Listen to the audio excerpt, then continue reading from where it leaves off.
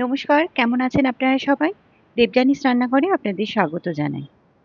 এই যে বৃষ্টি শুরু হয়েছে, এর মধ্যে একদিন খিচুড়ি আর বেগুনি খাবো না, তা কি করে হয়? তাই আজকে বানিয়েই ফেললাম খিচুড়ি আর বেগুনি। আজকে যে খিচুড়িটা আমি বানিয়েছি, এটা আমার শাশুড়ি মা বানাতেন, আর উনি এটাকে বলতেন নিত্যানন্দ খিচুড়ি। রেসিপিটা আপনাদের সাথে শেয়ার করলাম। ভালো লাগলে অবশ্যই আমার চ্যানেলটাকে ফলো করবেন, আর একটা লাইক, শেয়ার, সাবস্ক্রাইব করতে কিন্তু ভুলবেন না। এখানে আমি নিয়ে নিয়েছি হাফ কাপ ছোলার ডাল। এটাকে আমি সারারাত ভিজিয়ে রেখেছিলাম, ভালো মতো ভিজে গেছে। আর নিয়েছি ১ কাপ মটর ডাল। এটাও আমি সারারাতই ভিজিয়ে রেখেছিলাম। আর এখানে নিয়ে নিয়েছি ১.৫ কাপ মতো চাল। এটা আমি গোবিন্দভোগ চাল নিয়েছি, এটাকেও ধুয়ে আমি ছাঁকনিতে রেখে দিয়েছি। এবার কড়াইয়ের মধ্যে দিয়ে দিলাম বেশ কিছুটা পরিমাণ তেল, তার মধ্যে দিয়ে দিলাম দারচিনি আর এলাচ ফোড়ন। এবার এখানে দিয়ে দেব শুকনো লঙ্কা। এখানে দিয়ে দিলাম ৩টে শুকনো লঙ্কা ফোড়ন। শুকনো লঙ্কাটা একটু ভাজা হয়ে গেলে এখানে দিয়ে দেব ৫ ফোড়ন, দিয়ে দিলাম তেজপাতা, আর এখানে দিয়ে দিচ্ছি বেশ কিছুটা পরিমাণ আদা। আদাটাকে ভালো করে একটু ভেজে নেব।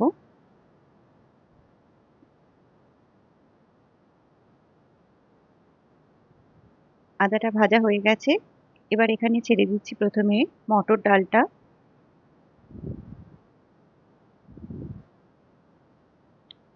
আর দিয়ে দিচ্ছি ছোলার ডাল। এবার চালটাও এর মধ্যে দিয়ে দেব। এখানে দিয়ে দিচ্ছি পরিমাণ মতো একটু নুন। এবার এটাকে ভালো করে একটু মিশিয়ে নেব।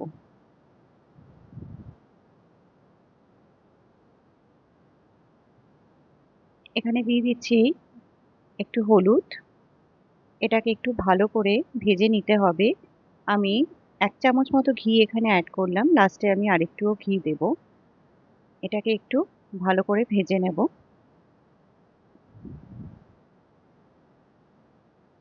এটা কিন্তু ভাজা হয়ে গেছে।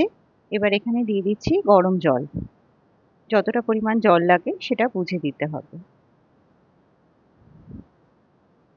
এটার মধ্যে আমার খিচুড়িটা পুরোটা হবে না, সেই জন্য এটা আমি একটা অন্য পাত্রে ঢেলে নেব। এখানে আমি দিয়ে দিচ্ছি কাঁচা লঙ্কা। এটা আমি প্রেসার কুকারে নিয়েছি, কিন্তু এটা কোনো আমি সিটি দেব না, জাস্ট এটা এমনিই হবে। এর মধ্যে দিয়ে দিচ্ছি আরেকটু নুন। এবার এটাকে সেদ্ধ করে নেব। এখানে কিছুটা মটরশুঁটি আমার ফ্রোজেন করা ছিল, সেটাও আমি এর মধ্যে দিয়ে দিলাম। এটা দেখুন একদম ভালো মতো কিন্তু চাল ডাল সব সেদ্ধ হয়ে গেছে। আমি আরেকটু পরিমাণ কিন্তু জল এখানে অ্যাড করেছিলাম। এখানে দিয়ে দিলাম একটু পরিমাণ মতো চিনি, আর একটুও নুন লাগতো, আমি নুনটাও দিয়ে দিলাম। এবার দিয়ে দিচ্ছি একটু শাহি গরম মশলার গুঁড়ো, আর দিয়ে দিচ্ছি ২ চামচ মতো ঘি। এই সবকটা ভালো করে মিশিয়ে নিয়ে আর এবার একটু ফুটিয়ে নিলেই কিন্তু এটা একদম রেডি হয়ে যাবে। আমি একটু পাতলাই নামাচ্ছি, কারণ এটা নামানোর খাওয়ার সময় কিন্তু একদমই ভারী হয়ে যাবে। এবার এখানে আমি বেসন নিয়ে নিচ্ছি, এটা বেগুনিটা বানিয়ে নেব। এর মধ্যে দিয়ে দিচ্ছি একটু চালের গুঁড়ো। ধরুন যদি 3/4 কাপ মতো বেসন হয়, তাহলে হাফ কাপ মতো চালের গুঁড়ো আমি কিন্তু ব্যবহার করে থাকি। এর মধ্যে দিয়ে দিলাম কালো জিরে, একটু সাদা তিল, আর দিয়ে দিলাম নুন, আর পরিমাণ মতো একটু চিনি। ভালো করে এগুলো মিশিয়ে নিয়ে সামান্য একটু তেল দিয়ে এটাকে একটুখানি মিক্স করে নেব এভাবে, যেটাকে বলে ময়ান দিয়ে নেওয়া। এতে কিন্তু বেগুনিটা খুব মুচমুচে হবে। এবার দিয়ে দিলাম এর মধ্যে ১ পিঞ্চ মতো বেকিং সোডা।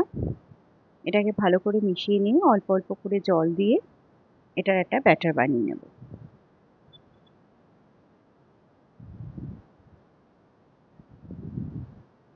দেখুন ব্যাটারটা কিন্তু খুব সুন্দর মতো হয়ে গেছে, এরকমই একটা টেক্সচার করবেন। এখানে বেগুনগুলো পাতলা পাতলা করে কেটে নিয়েছি, তেল ভালো মতো গরম হয়ে গেছে। এবার ফ্লেমটাকে একদম কমিয়ে দিয়ে বেগুনটাকে এভাবে ব্যাটারে চুবিয়ে তেলের মধ্যে ছেড়ে দেব। এবং এটা কিন্তু একদম লো ফ্লেমেই করবেন, তাহলে দেখবেন এত সুন্দর মুচমুচে হবে বেগুনিটা যে অনেকক্ষণ অবধি ওটা ওই রকমই থাকবে। এভাবে খুন্তি দিয়ে একটুখানি তেলটাকে আমি ছড়িয়ে ছড়িয়ে দিলাম, যাতে ভাজাটা সুন্দর মতো হয়। আরেকটাও ঠিক এভাবেই ভেজে নেব।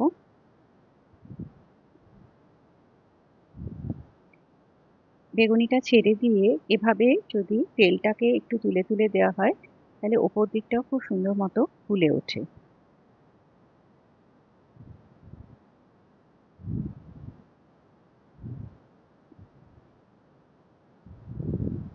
ব্যাস, এটাও ভাজা হয়ে গেছে, এটা তুলে রাখবো। নিন, তৈরি হয়ে গেল। আমি বেগুনির টেক্সচারটা আপনাদের একটু দেখাচ্ছি, এটা দেখেই বুঝতে পারছেন কতটা ক্রিস্পি হয়েছে। আমরা তো বেগুনি আর খিচুড়ি ভীষণভাবে এনজয় করলাম।